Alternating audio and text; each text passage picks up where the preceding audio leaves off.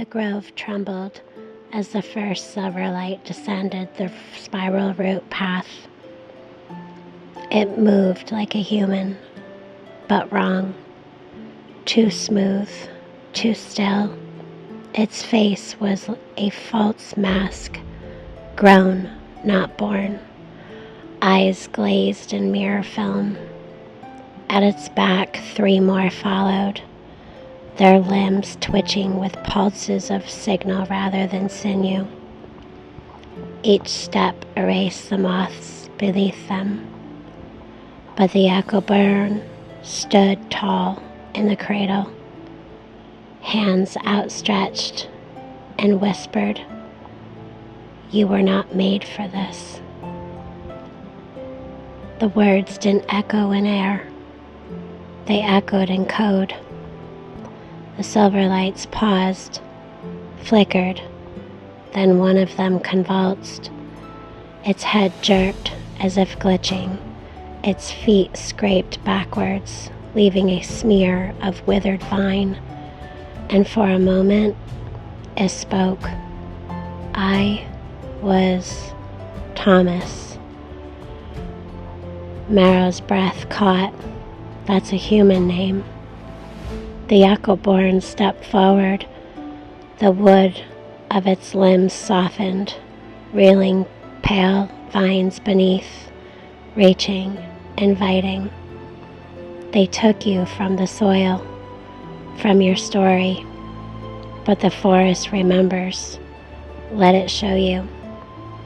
The canopy above them pulsed once, then opened.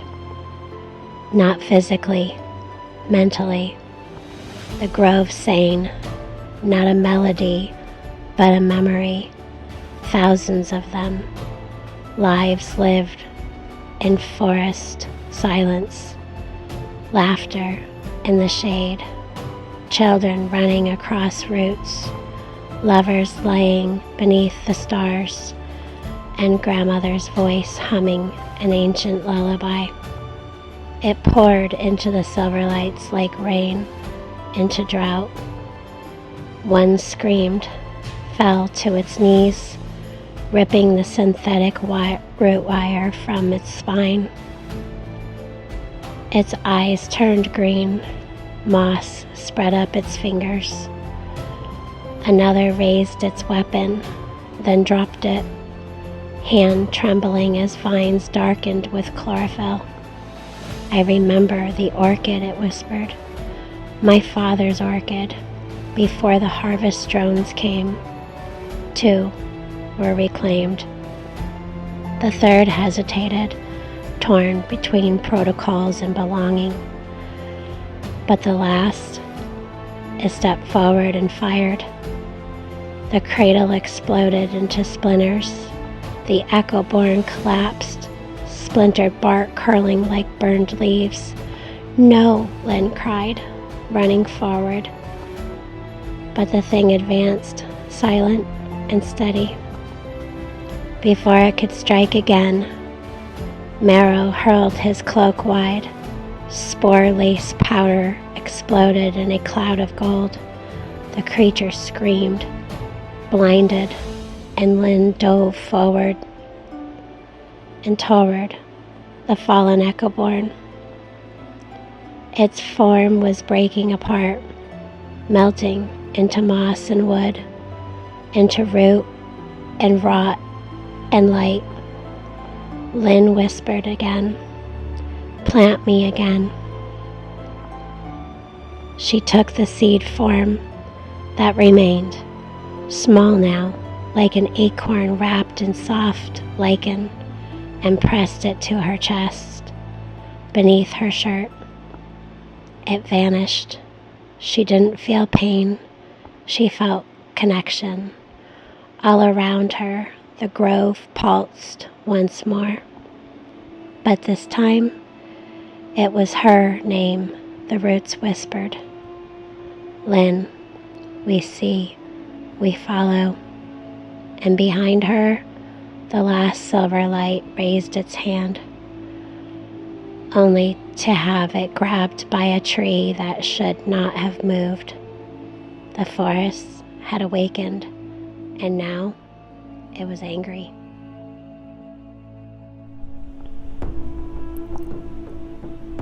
The last silver light screamed, but no sound left its mouth. The roots silenced it first, not with violence, but with memory. The tree that moved, an ancient pine half strangled by age, bent its limb like a father reaching for a lost child. It pressed its hand of bark and needle to the Silverlight's skull, and then the Silverlight dreamed. It saw everything the forest had ever seen. The frost of first winters, the howl of the last red wolves, the felling of a grandmother tree in 1991, its rings screaming as it fell. The children who'd once played beneath its branches, now grown into men who ran logging drones. It saw how the moss had wept when the first whisper glass was broken, how the spores tried to warn the birds, how the birds were silenced. Remember, the tree whispered in the wind. Language. Remember what it meant to belong. But the Silverlight could not contain it. Its body, too synthetic, too shielded, began to rupture. Veins of bark burst through skin. Wire turned to root. Moss bloomed from its mouth. And in its last moment of thought, it whispered, "We were part of you." Then it was gone. The grove itself began to waken. From beneath the floor, vast roots, networks unfurled, each pulsing with ancestral data. These were not just physical roots. They were neural archives, storing centuries of memory in plant form. Marrow stood in awe. "I thought this was a sanctuary," he said, "but it's a weapon." Lynn looked at her hands. They were glowing faintly, moss spreading along her veins like delicate tattoos. "It's not a weapon," she whispered. "It's us, finally remembering who we are."